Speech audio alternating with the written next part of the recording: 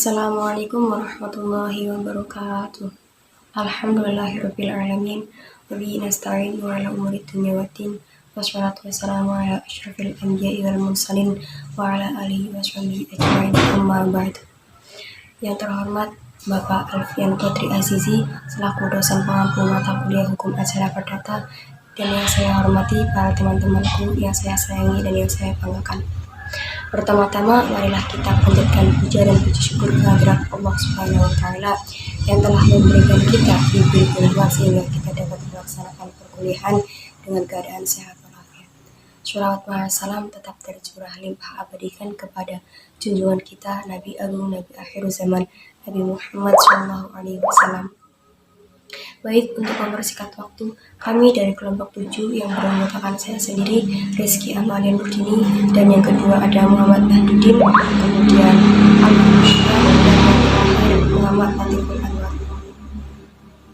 Baik, langsung saja. Salah satu permasalahan hukum yang mungkin timbul di depan pengadilan adalah mengenai pencabutan gugatan.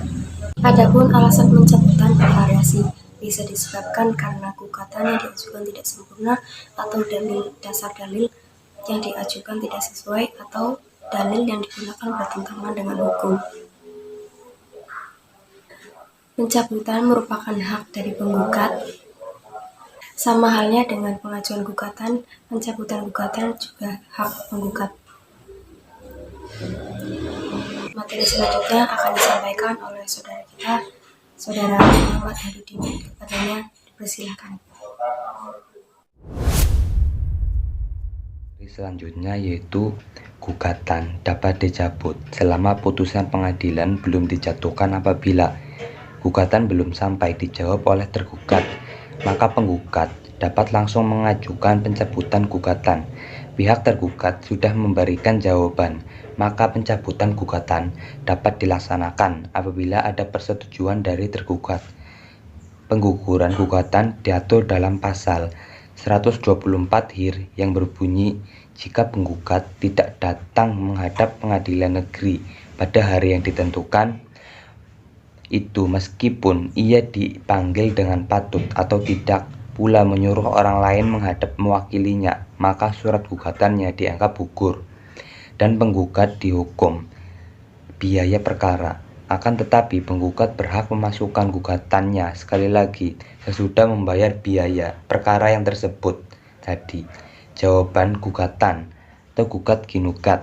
Pasal 118 HIR, jika tergugat dipanggil menghadap pengadilan negeri, ia dapat mengajukan tangkisan supaya pengadilan negeri itu menyatakan tidak berwenang untuk mengadilinya, dengan ketentuan bahwa tangkisan itu harus diajukan segera pada sidang pertama. Pernyataan itu tidak akan diperhatikan lagi kalau tergugat tidak mengemukakan jawaban atas pokok perkara. Jawaban tergugat terdiri dari 3 macam, yaitu ekspresi atau tangkisan, yaitu jawaban yang tidak langsung mengenai pokok perkara. Jawaban tergugat mengenai pokok perkara. Forward dan versible rekonvensi, yaitu gugatan balik atau gugatan balas yang diajukan tergugat kepada penggugat. Baik, terima kasih. Oke.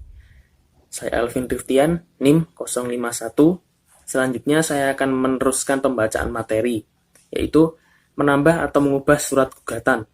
Perubahan gugatan dapat terjadi dengan mengubah atau menambah gugatan. Hal ini merupakan suatu usaha yang dilakukan untuk mendapatkan hasil yang sempurna. Hal ini terjadi karena kurang cermat atau kurang teliti, atau karena kelupaan, sehingga perlu melakukan pengubahan dan atau menambah gugatan.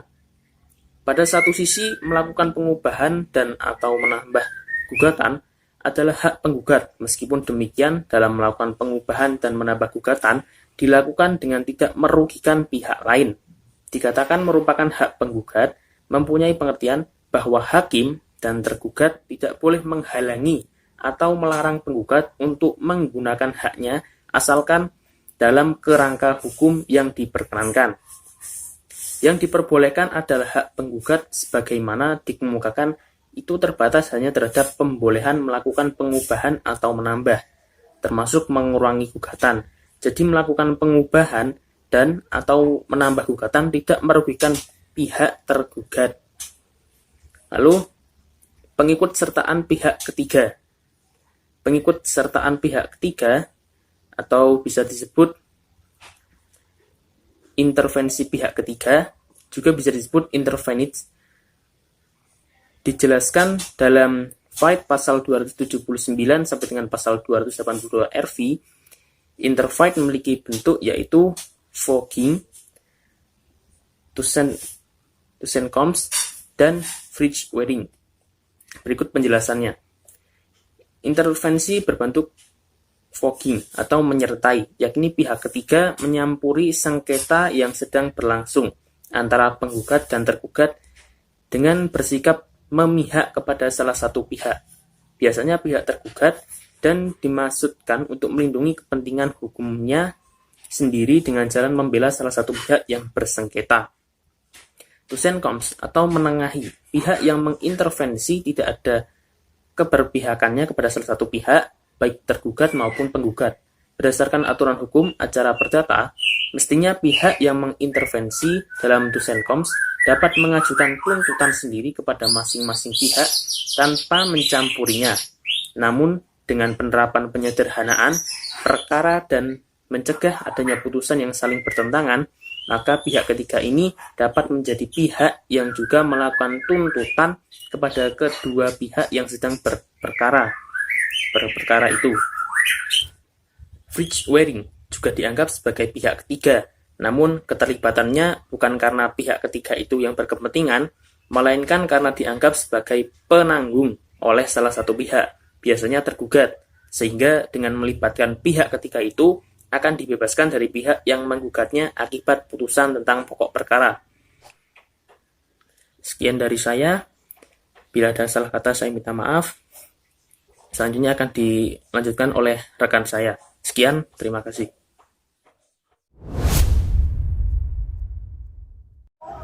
Kumulasi gugatan dan penggabungan perkara penggabungan gugatan disebut juga kumulasi gugatan atau Sommenfugung dan Fundering, yaitu penggabungan lebih dari satu tuntutan hukum ke dalam satu gugatan.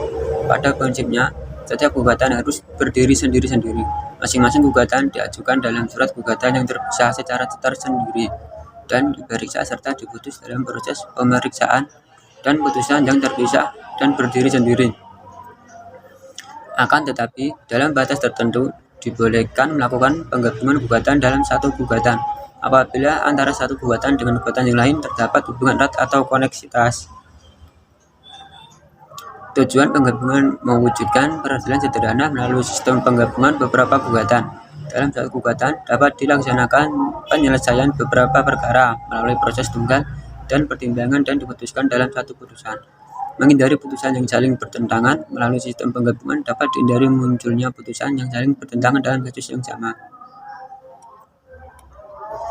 Syarat penggabungan gugatan yang digabungkan sejenis yaitu para penggugat mempunyai kepentingan yang sama, yaitu penyelesaian hukum dan kepentingan yang dituntut para penggugat adalah sama. Hubungan hukum antara para penggugat dan tergugat adalah sama. Pembuktian adalah sama dan mudah, sehingga tidak mempersulit pemeriksaan secara kumulasi. Penggabungan yang tidak dibenarkan pemilik objek gugatan yang berbeda gugatan yang digabung tunduk pada hukum acara yang berbeda gugatan tunduk pada kompetensi absolut yang berbeda. Gugatan rekonvensi tidak ada hubungan dengan gugatan konveksi.